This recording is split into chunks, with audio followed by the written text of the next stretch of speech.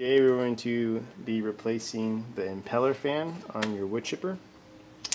What you're going to need is a ratchet with a number 19 socket and a crescent wrench. So first, you have the engine off, whether it's mounted still to the machine or not. If you can get it on a workbench or something like that to where you have the crescent wrench on the PTO shaft nice and tight, but it will get stuck when it gets to the part where the key parallel pin is.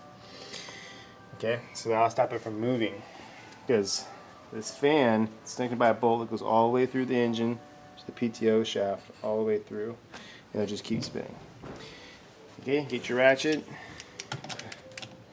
Do this with a power tool, air, doesn't matter. Okay, I already loosened it for instruction, but essentially you loosen it. It takes a little bit of force. Then once you loosen it, okay, and then there's your impeller fan. To put it back on, it goes a very specific way. Okay, the three little inserts have to match this. Okay, very, very specific. Okay, that way it's on there nice and flush. Okay, then this has to go on a very specific way too. You have three inserts there, and this has to go on to where it meets all three. Okay, then you can put your bolt back on,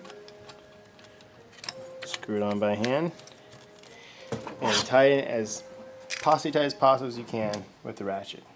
And that's it.